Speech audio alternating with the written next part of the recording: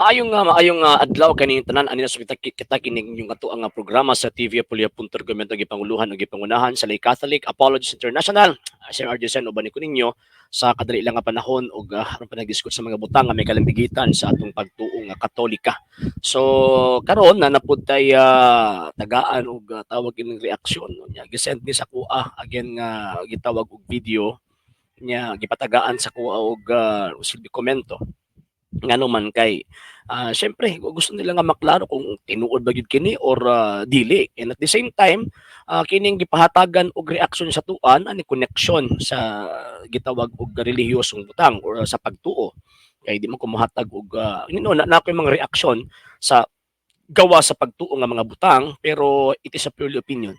Pero kini di ni mahulog nga gitag opinion nga naman kay nga tuang ihatag is facts, mga dokumento, at the same time ang mga gipamulong sa Ginoong Jesucristo ug sa gitawag og mga apostol.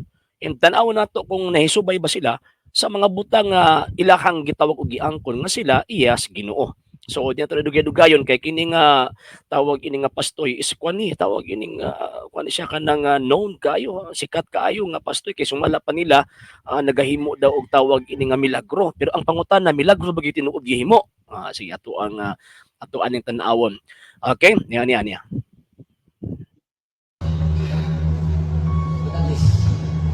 Okay. Wala mo kabantay sa maong gitawag og pastoy. Makita nato nga naa siya mga extraordinary di extraordinary para mga extra tawag ining mga movement mga dili siya tawag ining movement sa mga taong normal. Ang bot na kung tawag anang ipasabot basig na ay problema psychologically ba kumbaga. Nga naman kay kung tarong imong pangunahon na di ka maglihok-lihok, magtawag ini magkurog-kurog. O duha na ay na gitawag psychological problem, at the same time na ay gitawag og demonyo nga nisulod siyang lawas. Kano man kung basahan nato balaan kasulatan, ang mga taong tawag ini nagkurog, mga tao nang gipangsudlan si Yawa. So karon makita nato ba nga lahi gyud ang iyang movement niya. Makita nato ang iyang movement is atras abante niya pagkahuman na ay mga dili normal ba kumbaga. Basta dili gyud siya normal. Dili gyud siya normal, and never pud ta makabasa nga ingon ana ang ginabuhat sa mga apostol kaniadto. Never ta makabasa sa balang kasulatan nga na ay mga ingon ana nga mga aksyon ang mga apostol niya. Ano makabalo man gud nga wala ingon ana nga mga buhat ang mga apostol kaniadto kay ang simbang Katolika buhi kabalo ang simbang Katolika kung unsa ang gibuhat sa mga apostol kaniadto samtang nagwali, samtang nagtudlo og nag-ayo gitawag mga mas masakiton. Kasi siyempre ang mga apostol nag-ayo tong mga masakiton gisubay gud nila kung giunsa paghimo tas tong Ginoong Jesucristo kay ang gahom kanaa sa ila is dili man tawag ining ilahang kaugalingon kun dili gikan man sa ang Ginoong Jesucristo. Mabitaw St. Matthew chapter 28 verse 17 to 20 ningon ang Ginoo nga gihatag kanako ang kagahom sa langit ug sa yuta, mo na ako nagapadala kaninyo, lakaw kamo sa tibuok kalibutan paghimo og mga tin-an. So abot ipasabot kadtong gitawag og mga apostol gipadala sa Ginoong Jesucristo na atoy authority gikan kang Kristo mismo. So nunod na nga murag magtawag magpasikat pa nga murag tawag ini magkurog. So katong demonyo basta masudlag yawa ang tao magkurog na. So dili duha either na psychological lang nga problem or gitawag og na nagpuloy nga demonyo nining mao nga gitawag og tawhana. Okay, sige, continue na to. Mga bashers, kung di mo magginulsol sa Ginoo, mubali sa kita. Ay, tira. Mura po siya tawag ka ng kinsang ginuuha, di ba? Makakuman siya, bantay ha? Makakuman siya gitawag og mga butang nga dili mahimo sa ordinaryong tao. Di man ang sakit iya pabalinon. O tanawa tong mga tawag ini nagpatay kang Ginoong Jesucristo kaniadto ni isulti ba si Kristo nga kamo kuan mo tawagan ng masakiton mo katong kinyo kung gilutos. Walay. Diyos na ganito pero kini nagpaka-Diyos ni. Nagpaka-Diyos ni. Kano man lima kag manduan niya. Kung dili man ginusol, ambot ipasabot nagpabilib sa iyang kaugalingon, para inon tawag ining tuuhan. So parang taong mutuo mapugos kay tuo ngano man kay anong lumang amaw. Di ba? Anong lumang amaw. Hadlok mo tas tong ginikanan, di ba? Yung ginikanan nga unta, ang tungluhon tas tong magpapa, mahadlok mo ganita. How much more kiningon anya nga gituuhan sa ilang mga membro nga pastoy. Di ba? Pag moabot ang panahon nga kining sa kita mabalhin ninyo, nag-act siya isip usa ka Dios. Muna bantayan nato. Okay, sige, continue nato. In the name of Jesus. Nyari man ka, in the name of Jesus, tawag ang gi-invoke nila ang pangalan sa tuang Ginoong Jesucristo. Gi-invoke nila ang pangalan sa Ginoong Jesucristo para ingon nga naa sila gitawag kahom. Pero nagsulti ang balaang kasulatan nga ayaw gamita ang ngalan sa Dios sa pagpasipala. Pagpasipala man ni ilang gihimo. Nga naman kay kini nga tawag ini nga activity makita nato kung tinuod gyud sila nga naa sila gahom sa pag-ayo og mga masakiton nganong naaman sila diya sa covered court dapat ni adto sila dito sa hospital kay mas daghan pang nanginahanglan dito og milagro ilabi na kan mga naanay tawag ini mga terminal cancers na termino na ilang kinabuhi mao tay giayo aning abat di ba mao tay giayo niya pero ngano naman sila sa covered court usay rason nga naman tungod kay ang gahom nga ilang gigunitan dili iya sa Dios di gyud na iya sa Dios okay continue na to. Tinuod gyud na ang inyohang gibuhat nga sumala pas ng Ginoong Jesucristo pahawa mong mga dautan kay wa ko makailan ninyo. Basa ko na tong Biblia be. Sige David, basa ko na to ha. Saint Matthew chapter 7 verse 21. Sige ngon dinhi. Dili ang tanan nga magtawag kanako Ginoo Ginoo makasulod sa king harian sa langit, kun dili kadto lamang nagtuman sa kabubuton sa akong amahan nga atua sa langit. Kung moabot na ang adlaw sa paghukom, dagan unya ang moingon kanako Ginoo Ginoo. Dili ba sa imong ngalan nagsangyaw man kami sa mensahe sa Dios? O igo siya. Igo kay nagsangyaw mo sila. Kabalo ang Ginoo nga nagsangyaw mi dinhi. Tinarong mi dinhi. Og pinaagi sa imong ngalan gihingin na namo ang mga yawa o napuna siya mga video nagpahawa daw kuno yawa og naghimo kami mga daghang mga milagro o kini pag-ayo-ayo og tawag ini mga masakiton pero unsa may tubag sa Ginoo nabi sa gigamit ang iyang ngalan sa pagpahawag yawa paghimog dagkong gitawag mga milagro bisa pa nagsangyaw sa iyang gitawag ngalan unsa may giingon ni Kristo apan ako moingon unya kanila wala ako makaila kaninyo pahawa kamong mga makasasala. So wa din nagpasabot nga gamiton nimo ang ngalan sa Ginoo iya nakas Ginoo so kining iyang gihimo iyang gigamit kapilan lang gilutog in the name of Jesus in the name of Jesus para jud tawag ini mga korek nya makatawag ko pagsumpay ani kay syempre naghugyo naman ang iyang tawag ang mga membro iyang opsa hilom sa mo pamino sa mo yo natanawa Ano rin ang ginawa ng mga sa kanilisan. Na sila na kanila sa kanila.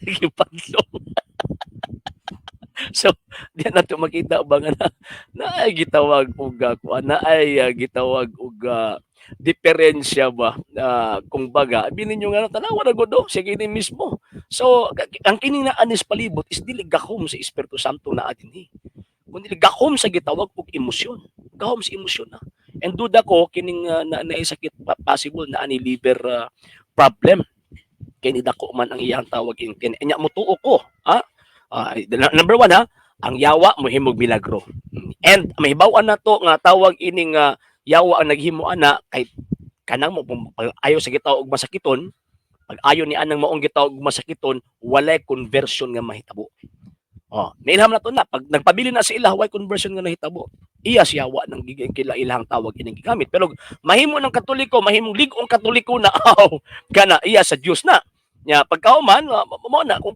ana ha pero duda ko sige Paminaw, kabalo kayo sa namuha ng Ginoo din. Kabalo kayo na silor na buhat, nagbinukutan ni Gualin din, nagbinukutan ni Gagaw, o dagan ka na nabangan ni Isong Masikon, dagan na nabato ang kinakoy, pero kamo mangdaot mo.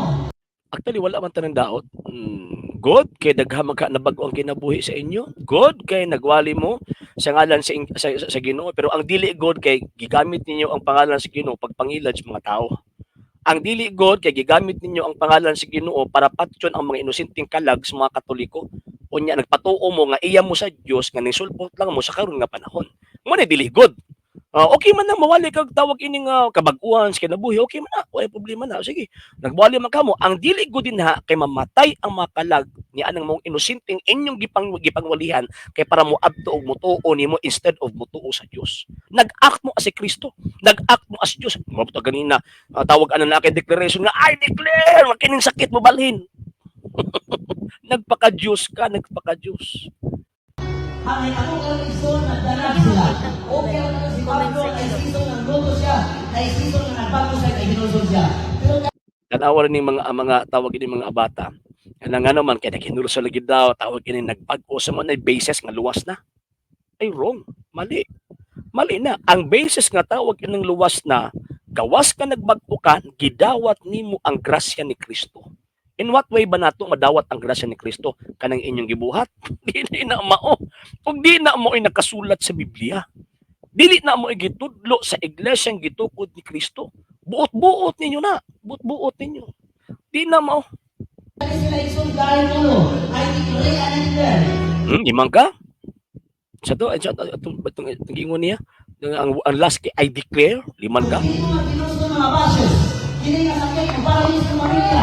Sa mga Jesus. Imang ka, gigamit pa niya sa ngalan sa Ginoo niya pagkaman mobalhin ning maong gitawag og sakita, nagpaka-Dios ning maong gitawag og tawhana. Kunang niingon ang balang kasulatan, ayaw gamita ang ngalan sa Dios sa gitawag og pagpasipala. Pasipala man ni. Nag-act siya as God. Nga naman, nag-command siya sa tawag ining sakit para mobalhin dito sa mga taong di mo tuon niya. Ang silot nga ihatag sa Dios sa tao, pag dili tawag ining motuo, dili physical nga aspeto. Naay mga butang nga physical pero dili tanan. Ang pinakabugat nga ihatag sa Dios sa taong di motuo is impyerno. Mabito ang mga Katoliko, wa nagpasabot nga dato, wa nagpasabot nga tawag ining pobre mo na mo nang basis nga na si grasya, dili. Dili na mao. Wa nagpasabot nga maay kay mong panlawas mo nang basis nga gitagaan kay grasya Ginoo, dili na mao.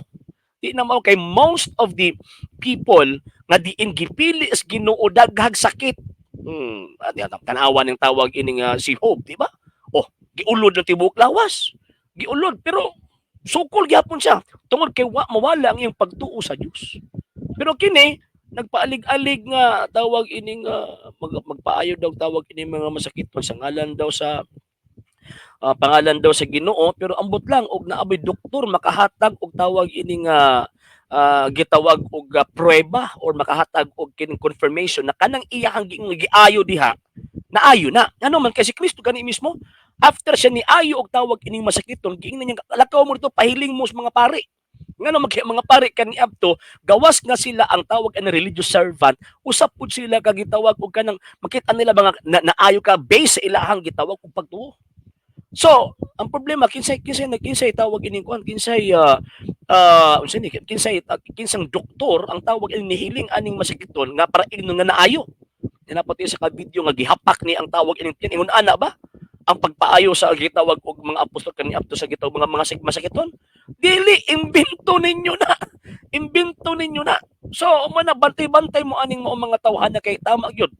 Dapat kita mo tuo kay gigamit ninyo ang ngalan sa Ginoo sa pagpangilad in the sense na gigamit ninyo ang among nagtudlo og mga butang nga sukwahi sa pagtulon-an sa mga apostol ug wala mo sa iglesyang gitukod sa tuang Ginoong Jesucristo. So kanang inyong mga gipanghimo mga milagros dili na siya basis nga tinuod na mo nga iya sa Dios kay ato na gibasa dili pa lang dugay St. Matthew chapter 7 verse 21 to 23 di tanan natawag ka na og Ginoo makasulod sa langit. Na nagtawag nga Lord sa imong ngalan nagwali ko. Lord sa imong ngalan naghimo og mga milagro. Lord sa imong ngalan nagpahawak og mga yawa. Pero ingon ni Kristo pahawak mo mga dautan wa ko makailan ninyo. Ngano man kay kini mo mga tawhana nga nagamit sa ngalan sa Ginoo wala man mudawat sa iyang lawas. Wala man mudawat sa iglesia ang iyang gituod nga diin didto niya gihatag ang iyahang kahibalo og ang iyahang gitawag og grasya. Wala man ang kahibalo sa Dios ug ang grasya sa Dios. Wala man aning mao mga tawhana. Nakahibalo lang ni nga naay kahibalo ang Ginoong Dios tungod sa Biblia ilang gibitbit. Unya wa sila mangutana asa gikan ni Biblia. Gikan man ni sa ila. Dawat limpyo man na sila. Daw limbs. Ya pagkahuman hayakay kayo. Sige pangatake sa ilang giulaman. Muna ay mugtuunin ni mo mga tawana. Nga naman kay dadon lang mo sa pa-feelings niya pagkahuman ay puyuban nga imbis way sakit i-declare nga na ay sakit pagkahuman naayo daw kuno kay naulian kay paghuman og ampo-ampo. Pareho lang ni sila. Daghan kini kay servant of God, na apay appointed son of God, na apay anghel, na apay propeta, perting daghana. Mo ni mga tawhan ang katumanan sa balang kasulatan nga mga mini nga magtutudlog mga mini nga mga propeta. manang bantay-bantay mo mga higala ug mga igsoon.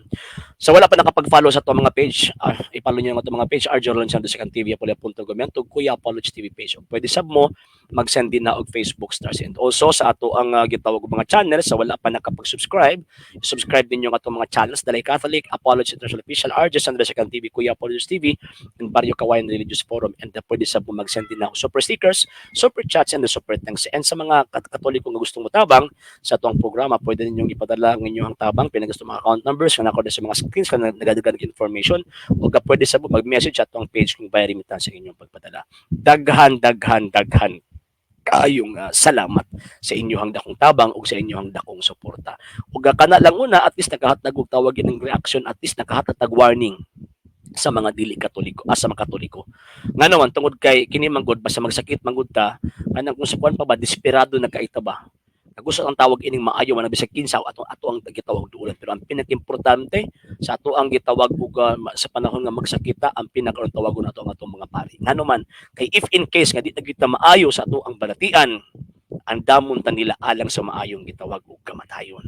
Okay? So, yun, pinaagi sa paghatag sa grasya ni Kristo nga iyang gitugyan sa iyang Santa Iglesia. Okay, sa ngalan si Bug Prayer sa TV Apolya.gom to gipanguluhan ug gipangunahan sa Lay Catholic, Apologist International, sa mga kaubanan sa LCA sa mga Katolikong tabang suporta nagasubaybay ni nimong programa kininyong ubos nga lagad og gisuon sa pagtuong Katoliko Sir RJ Seno, temporaryong manamilit kaninyong moingon Ecclesiam Servire et Fidem Catholicam Defenderi. Maayong adlaw kanyo tanan. Ave Maria, Viva Cristo Rey.